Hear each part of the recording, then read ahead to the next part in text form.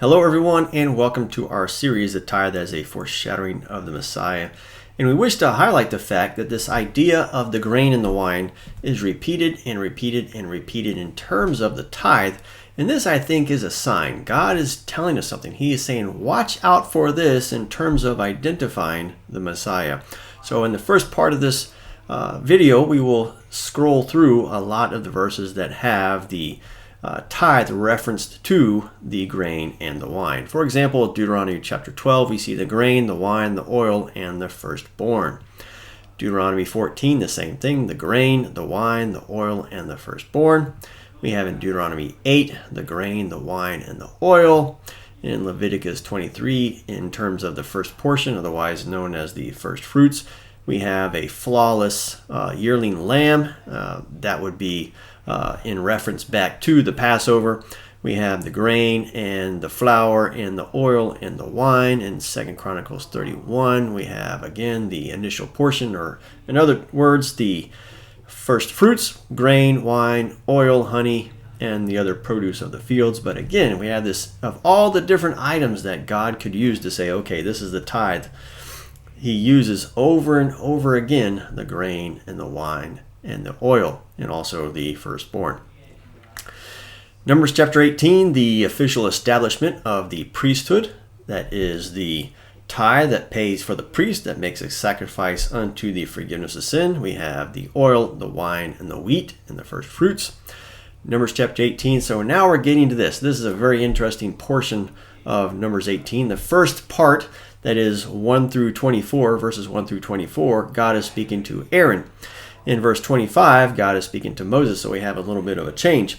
And in this case, we have what's called the tithe of the tithe. In some translations, we have sometimes it's called the Lord's portion. Here in this translation, it's also called the raised offering. And so this is a special type of the tithe. It is a 10% of the original 10% that comes in. And Moses is being told by God, it says here, your raised offering will be credited. The raised offering is the tithe of the tithe, and it is a raised offering, meaning it will be raised up. So we have the wave offering, which is waved before God to show that it belongs to Him. We have the raised offering that is showing that it belongs to Him.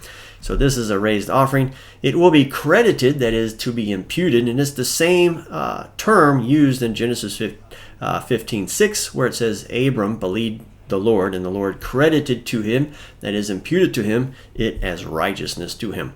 So you are to credit this tithe of the tithe as though it were grain from the threshing floor and new wine from the winepress. Now what is interesting about this is that, well, the tithe already is grain and it already is wine.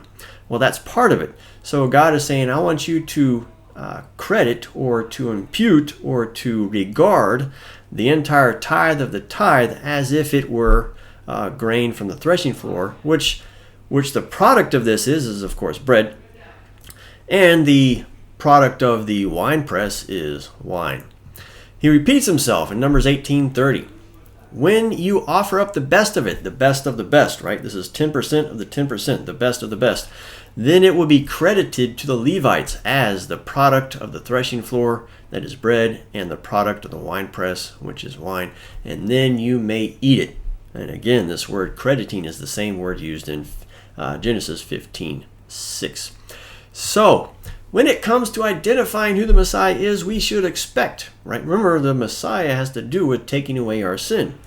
And so when it comes to identifying this Messiah, we should think about identifying a special meal, right? Because here we're talking about the tithe of the tithe as a special meal for the high priest and his family.